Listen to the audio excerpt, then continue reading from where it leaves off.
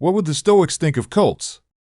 A Stoic perspective on freedom, reason, and the danger of blind devotion. Throughout history, human beings have searched for certainty. We seek answers to life's biggest questions. Why are we here? What gives life meaning? How should we live? Most people pursue these answers through religion, philosophy, science, or personal experience. Others, however, become drawn into cults, groups centered on absolute devotion to a charismatic leader or rigid ideology that discourages questioning and demands complete loyalty. Although the ancient Stoics never encountered modern cults in the form we recognize today, they lived in a world filled with emperor worship, mystery religions, political factions, and self-proclaimed prophets. Human psychology has changed very little over the past 2,000 years. The same forces that lure people into cults today, fear, uncertainty, loneliness, and the desire for belonging, were present in ancient Rome and Greece. If Marcus Aurelius, Epictetus, or Seneca were alive today, they would almost certainly view cults not as expressions of wisdom, but as symptoms of people surrendering the very thing that makes them fully human, the ability to reason independently. For the Stoics, the greatest threat was never external control alone. It was willingly giving away the freedom of one's own mind. The Stoics valued reason above all else. At the heart of Stoicism lies a simple but profound belief: human beings are rational creatures. Our greatest gift is not physical strength, wealth, or social status, but our capacity to think clearly, examine evidence, and choose our actions wisely. A cult, by contrast, often asks its members to suspend critical thinking. Loyalty becomes more important than truth. Doubt is treated as betrayal rather than an opportunity for learning. The Stoics would immediately recognize this as dangerous. Epictetus repeatedly taught that we should examine every impression before accepting it as true. He encouraged his students to pause, question, and evaluate their judgments instead of reacting emotionally or blindly following others. A Stoic would ask, "Is this belief supported by reason? Does it lead to virtue? Am I choosing this freely, or am I being manipulated?" If those questions cannot be asked openly, the Stoics would see that as a warning sign. Truth has nothing to fear from honest examination. Freedom begins in the mind. One of Stoicism's most powerful ideas is that genuine freedom is internal. A person may be physically imprisoned and still remain mentally free. Conversely, someone may enjoy wealth, influence, and comfort while living as a prisoner of fear, vanity, or another person's approval. Many cults seek control over a person's thoughts before they control anything else. Members may be encouraged to think only approved thoughts, avoid outside information, and rely entirely on the leader for guidance. From a Stoic perspective, this is the deepest form of slavery. Epictetus himself had once been enslaved. He understood that external chains were less damaging than internal ones. A person who cannot question their leader has surrendered the very freedom Stoicism seeks to cultivate. Personality cults oppose Stoic humility. Stoicism teaches respect for wisdom, not worship of personalities. Marcus Aurelius was emperor of Rome, the most powerful man in the known world, yet his private writings constantly reminded himself of his own imperfections. He reflected on death, accepted criticism, and acknowledged that he could make mistakes.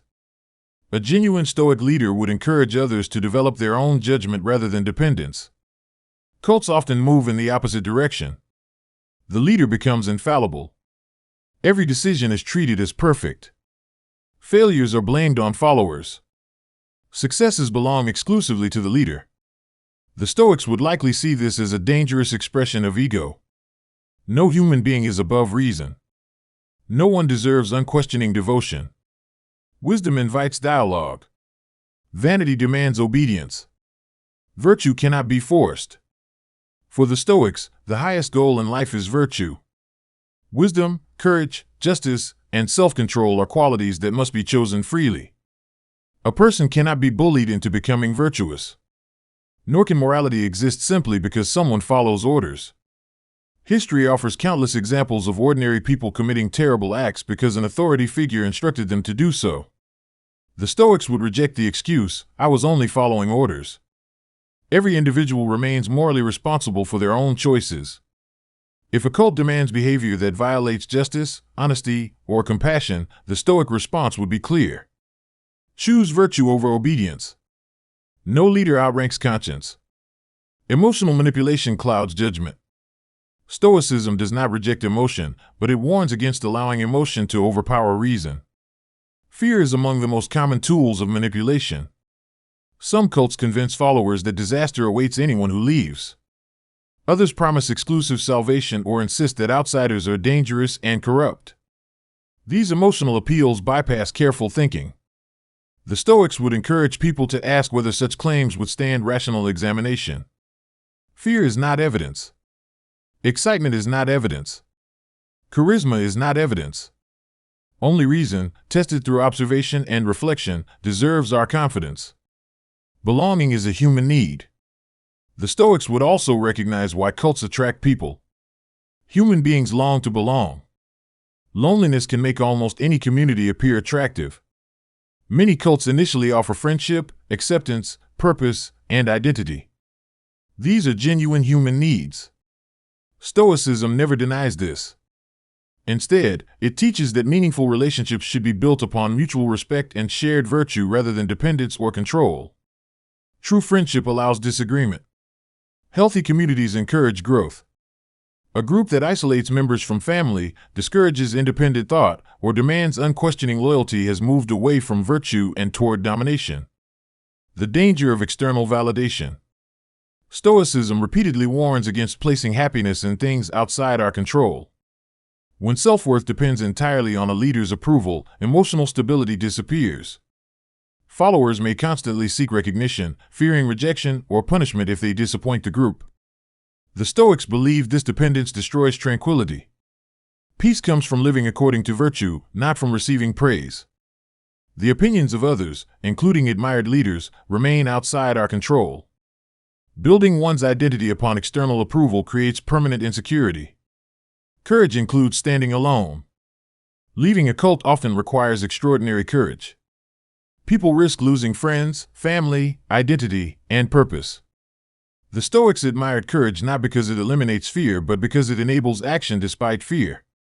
Marcus Aurelius frequently reminded himself that doing the right thing may require standing apart from the crowd. Popularity has never been a reliable measure of truth. History is filled with majorities who were mistaken.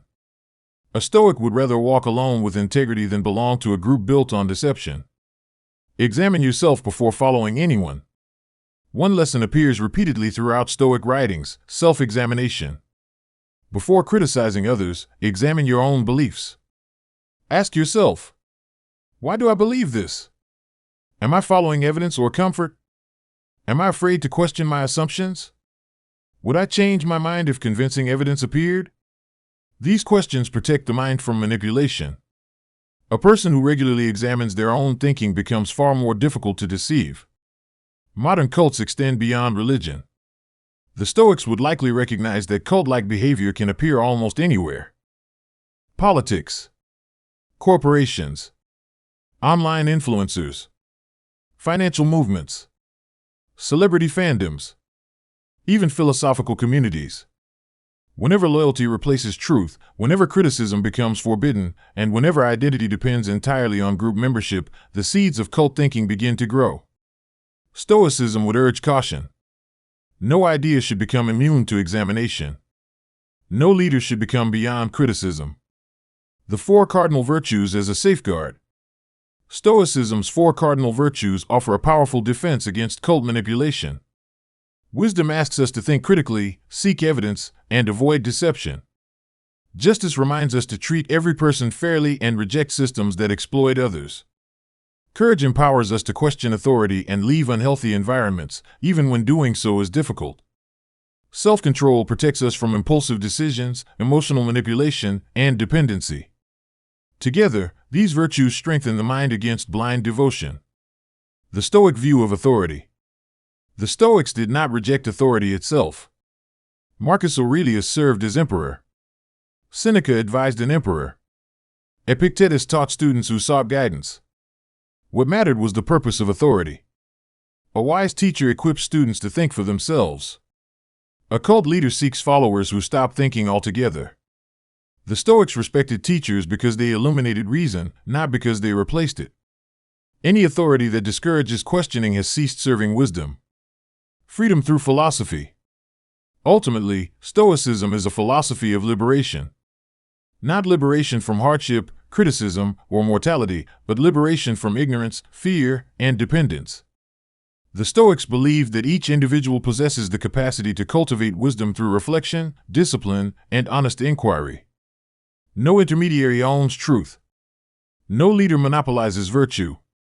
Every human being has the responsibility and the ability to examine life with reason. This conviction makes Stoicism fundamentally incompatible with the mindset of a cult. Where cults demand conformity, Stoicism encourages independent judgment.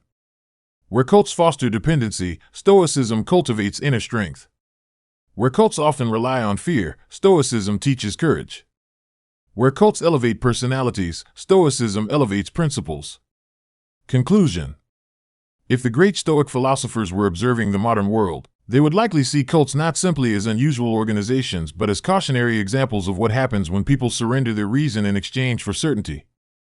They would recognize that the longing for belonging, purpose, and security is deeply human. Yet they would insist that these needs must never come at the expense of our capacity to think, question, and choose freely. Stoicism teaches that our greatest possession is not our wealth, reputation, or social standing, it is the sovereignty of our own mind. Once we hand that sovereignty to another person, we become vulnerable to manipulation, fear, and dependency. No charismatic leader, ideology, or movement is worthy of unconditional obedience.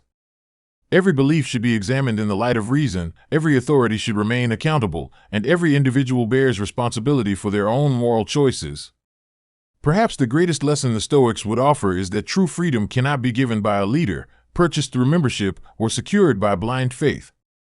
It is earned through disciplined thinking, courageous self-examination, and unwavering commitment to virtue.